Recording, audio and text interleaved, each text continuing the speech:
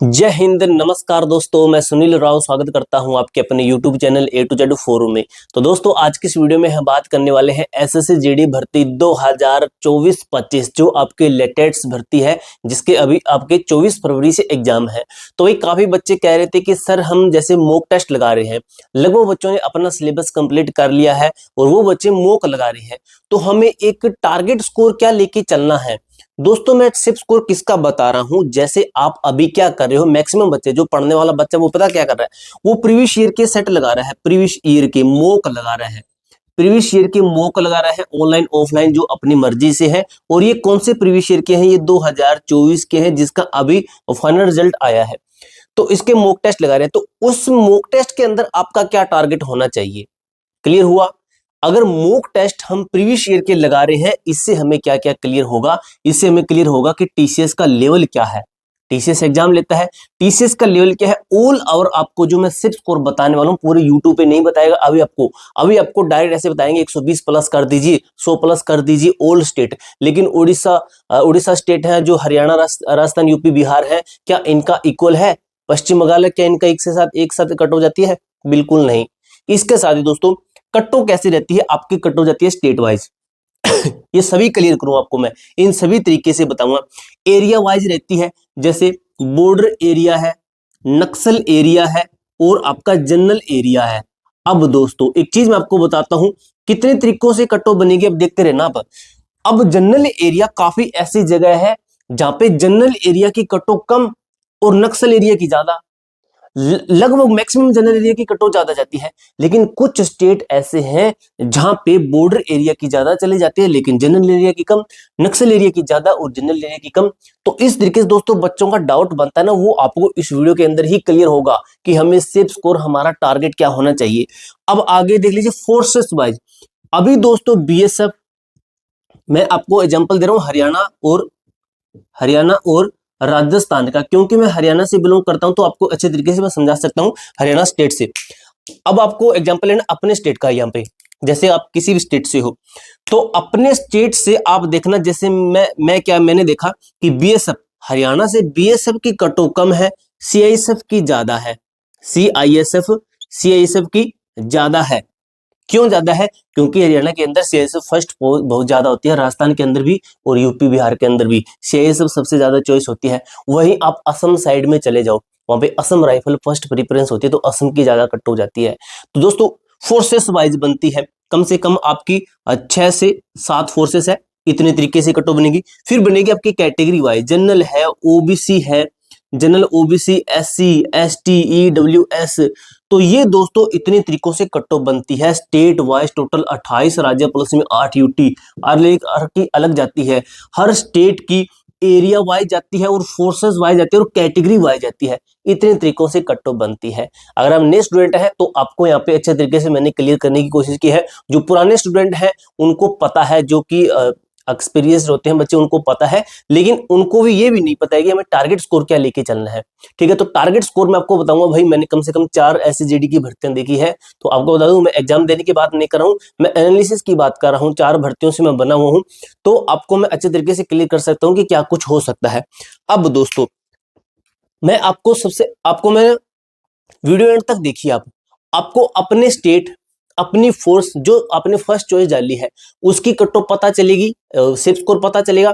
आपकी जो कैटेगरी है, फर्स्ट चॉइस हुआ, अपना स्टेट है, स्टेट के अंदर आपका एरिया है, ये तो आपको पता होगा। तो आपका हर एक डाउट, जो बच्चा देख रहा है, जैसे मैं हूं, जैसे मैं हरियाणा, जैसे मैं यूपी से हूं और मैं एससी कैटेगरी से हूं, मैंने डाली सीआईएसएफ फर्स्ट चॉइस, ठीक है, और मैं यहाँ पे जनरल एरिया से हो गया, ठीक है, और मैं एससी कैटेगरी का हो गया, तो मुझे पता चलेगा कि मेरा सिर्फ स्कोर है वो क्या रहने वाला है। इनकी किसी भी बच्चे का किसी भी तरीके से डाउट इस वीडियो के अंदर नहीं छूटने वाला। आपको मैं अच्छे तरीके से क्लियर करूंगा भाई, जो एनालिसिस बनता था वो मैंने किया। अब आपको मैं बताता हूं, सबसे पहले कुछ एग्जाम्पल के तौर पे बताऊंगा पिछली भर्ती का लेके। अब दोस्तों, आप ना, जैसे आपको मैं क्लियर करूं, इसको एक बार रफ ही कर देता हूं, इसको रफ कर देते हैं। अब दोस्तों, आप जो साइड में फोटो देख रहे हो, जो मेरे फेस पे फोटो है, ये किसकी है? ये हरियाणा स्टेट की है। कहां की है? ये हरियाणा की है। तो इसके अंदर आप देखिए भाई, आपको जैसे मैं क्लियर करूं, जैसे जनरल कैटेगरी लिखा गया है, ओबीसी है, एससी है, एसटी है और ईडब्ल्यूएस कैटेगरी है। तो दोस्तों इसकी कट्टो क्या थी, कहाँ कब की है ये कट्टो?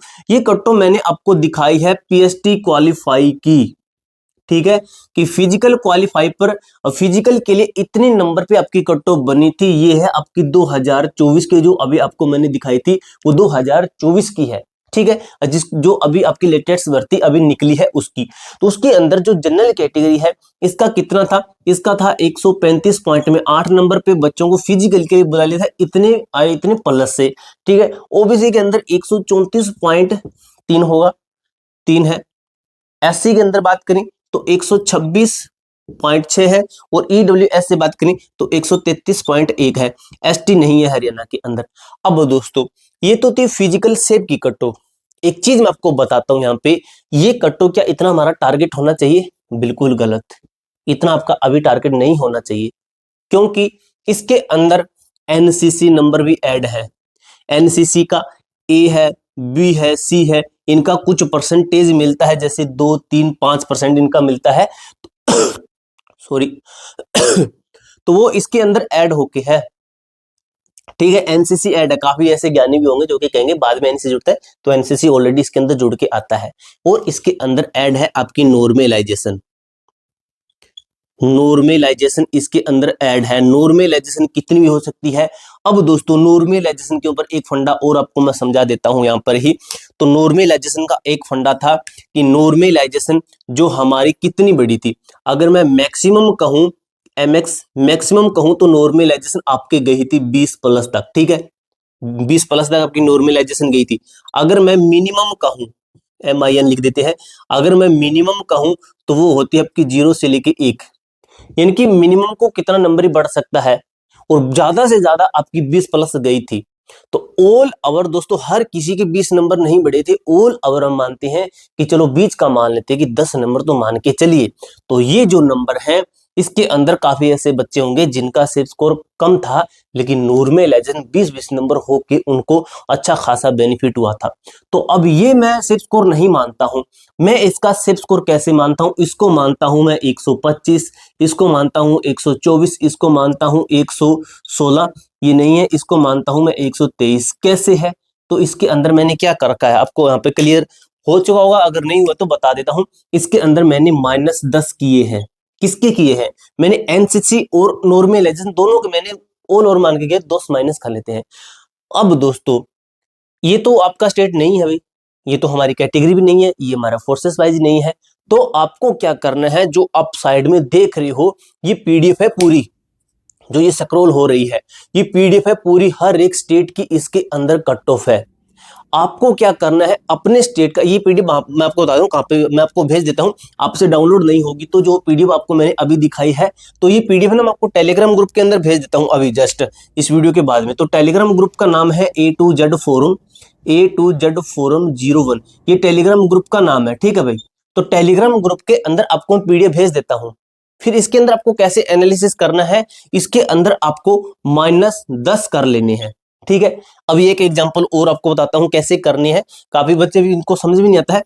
तो अभी आप जो ऊपर देख रहे हो ये फोटो है राजस्थान की, जो आपको मैं दिखा रहा हूं, ये उसी पीडीएफ में से कट की गई है। इसकी कट्टो कितनी है? जनरल है, ओबीसी है, एससी है, एसटी है, ईडब्ल्यूएस कैटेगरी है, ठीक है। तो कितनी थी इनकी कट्टो? जनरल की 139.8, सॉरी ये राजस्थान की नहीं, ये यूपी की थी भाई, यूपी की है, ये यूपी की है। और जो ओबीसी है इसकी 139.9 है, ठीक है। और ये है आपका 133.1 है, फिर आपका 127 पॉइंट में 9 है, 136.8 में है। तो ये आपकी कटौती फिजिकल के लिए, फिजिकल के इतने नंबर पे बच्चों को बुला लिया गया था। इसके अंदर आपके एनसीसी भी ऐड है, इसके अंदर आपका नॉर्मलाइजेशन भी ऐड है। तो मैं इसके अंदर -10 करूंगा, ठीक है। जैसे मैं हूं यूपी का लड़का हूं, ओबीसी मेरी कैटेगरी है, ठीक है, और जनरल एरिया से मैं हूं, तो मैं अपनी जो यूपी की देखूंगा, यूपी का अपना डाटा निकालूंगा उस पीडीएफ के अंदर, टेलीग्राम ग्रुप के अंदर मैसेज किया है। ओबीसी का मैंने देखा हाँ भी 139, तो क्या बताया गया है, इसमें से 10 माइनस कीजिए, 9.9 यानी कि लगभग 130 तक कि प्रीवियस ईयर जो पेपर है उसके अंदर 130 प्लस मेरा टारगेट रहना चाहिए। तो ये आपके लिए सिर्फ स्कोर है। तो ये ओ लेवल दोस्तों आपका सिर्फ स्कोर रहने वाला। अपने स्टेट की कट ऑफ देखने के लिए आपको उस वीडियो के अंदर जाना है, अपने जिस भी कैटेगरी से हो उसमें से आप -10 कर लेना, वही आपके लिए सेफ स्कोर है। इससे बड़ा एनालिसिस आपको जो है नहीं मिलेगा भाई।